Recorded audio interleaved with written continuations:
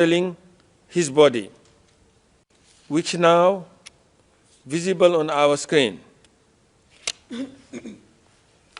While the specific incident portrayed in this photograph is not charged in this case, Mr. Duterte's comment on it is demonstrative of his attitude towards the victims.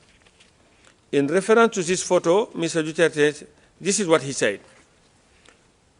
Those of you who are still sober, those who haven't tried illegal drugs, if you don't want to die or get hurt, don't rely on the priest, including human rights advocate.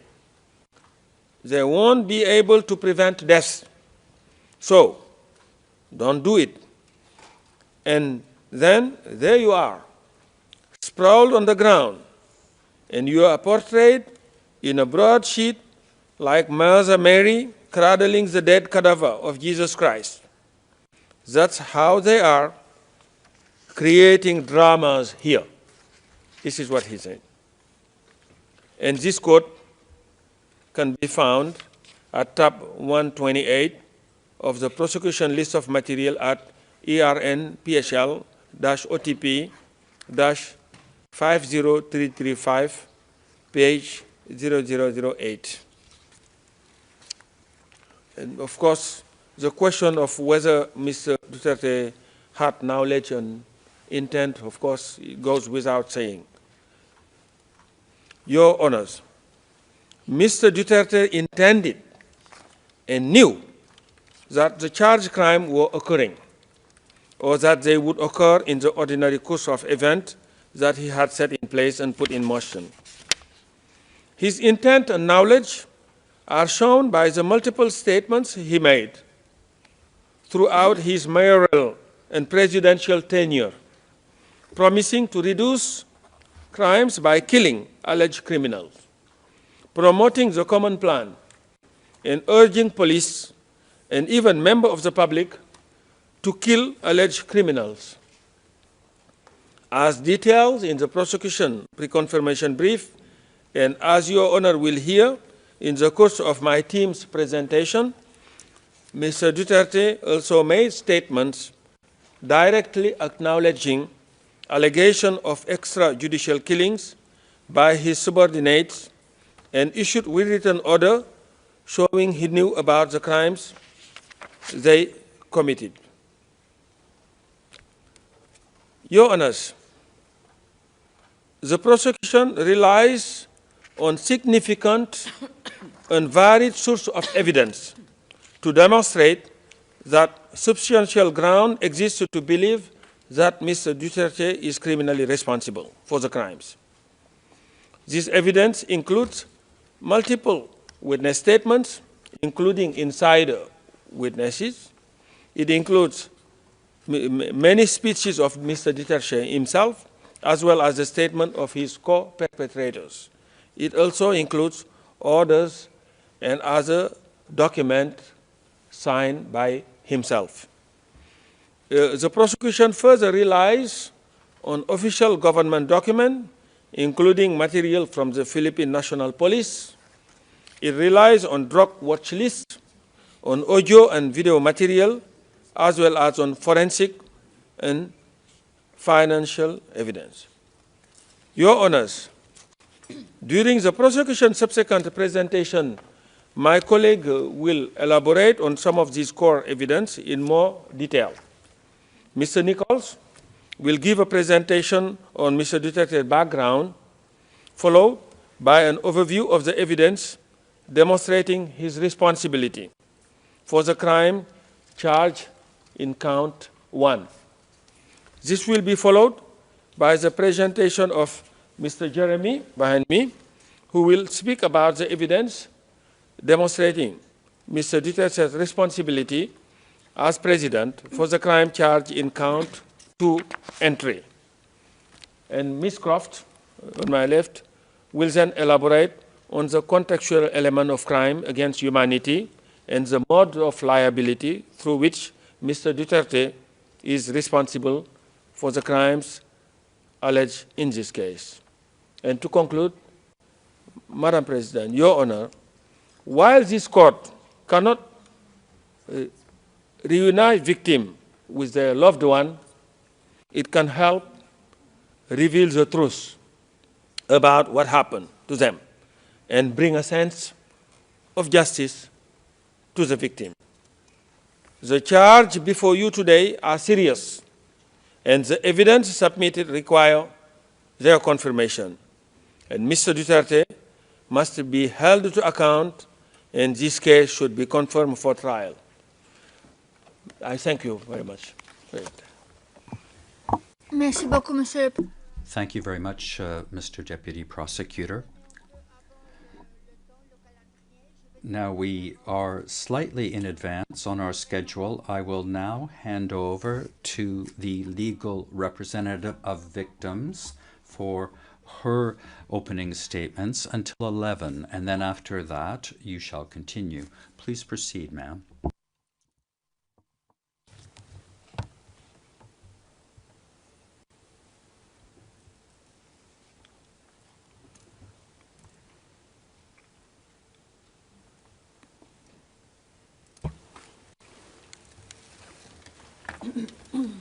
Madam President, Your Honors, by way of an opening statement, we convey the views and concerns of the 497 victims authorized to participate in these proceedings. At the outset, Your Honors, we communicate the very deep disappointment of the victims at the decision allowing Rodrigo Duterte not to be present in this stage of confirmation of charges.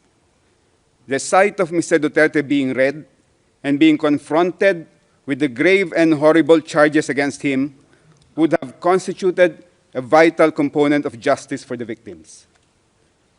This case symbolically represents the last boat that the victims can board to go on a journey in search of justice for their loved ones who were brutally killed upon the orders of Mr. Duterte. If this chamber prevents the boat from sailing by not confirming the charges, the victims will forever be moored in an island where the nights are filled with the screams and cries of their massacred loved ones. There is absolutely no other recourse for the victims. No less than former Philippine Justice Secretary Crispin Remulla admitted just a few months ago that the door to domestic justice is permanently closed for victims of the Duterte extrajudicial killings. Remulla declared, and we quote, "It is difficult to prove the case here and build up the case because those who need to speak are involved in the crime. There's nothing, not even a police report. You don't have a scene of the crime, you don't have ballistics, you don't have DNA." Remulla further declared, and I quote, "Everything that could be erased was erased so that the cases would not push through. That is why this has reached the ICC." Under the Philippine justice system, Your Honors, no criminal case can reach the courts unless they are initiated and filed by the Department of Justice or the Office of the Ombudsman. From Justice Secretary, Remulla has been appointed as Ombudsman. So the two gatekeepers of justice are successively occupied by a ranking official who has declared that there is absolutely no hope for domestic justice for the victims. If the charges are not confirmed in this case, one of the gravest concerns of the victims is that Mr. Duterte will return to the Philippines as a conquering hero. He will resume preaching his gospel of impunity. In fact, if Mr. Duterte could threaten to slap the judges of this court, which he did while he was president, this chamber should imagine the kind of terror-filled threats and the violent actions that can easily be used against the victims if the suspect walks free from this court. If the charges are not confirmed, it is a very serious concern of the victims that Mr. Duterte will be portrayed in history by his multitude of followers as the leader who vanquished the ICC and who cleansed his country of 30,000 rapists, murderers, and dangerous criminals, which were the scornful words he sweepingly used against all those who were killed in his murderous spree. Your Honors, Mr. Duterte has been in detention here in The Hague for almost a year now, but there has been no peace and rest for the victims. From the time their loved ones were killed and continuously up to this time, they lived in constant fear for their lives. The arrest and detention of Mr. Duterte has not stopped impunity in the Philippines. The virus of impunity that he spread all over the country has become a cancer that has metastasized, infecting millions of Filipinos. Mr. Duterte has created clones of himself. He converted millions of peace-loving citizens into bloodthirsty disciples who have become converts to the belief that violence and killings are valid solutions to societal problems. The killings masterminded by Mr. Duterte continue to have consequences for the victims even to this day because of his clones. These mini Dutertes harass, threaten, or commit outright violence against the victims and their families. As shown by the number of victims participating in this proceeding so far, many still fear to come out and tell their stories of how their lives became a living hell as a result of Mr. Duterte's crimes, and because they are constantly terrified of being targeted with violence by Duterte fanatics.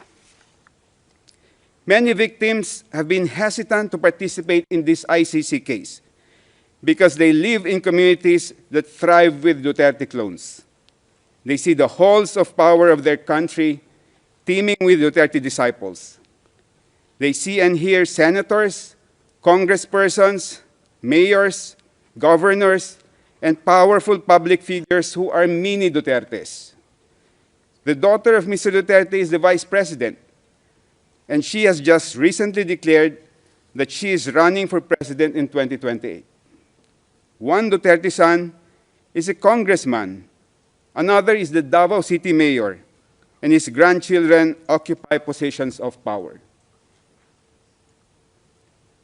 The plague of impunity has spread not only among Filipinos in the Philippines, but even among expatriate Filipinos in faraway lands like here in The Hague.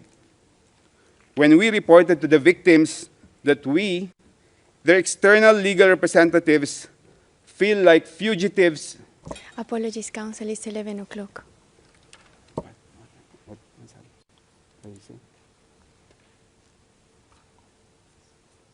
When we reported to the victims that we, their external legal representatives, feel like fugitives who avoid our own countrymen here in The Hague,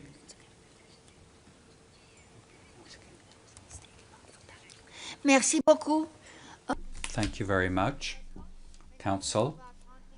We will now take a half-hour break as provided for in the schedule, and you shall resume your remarks at 11:30. These are the rules that are set in the schedule, which was set in paragraph 18 of the decision.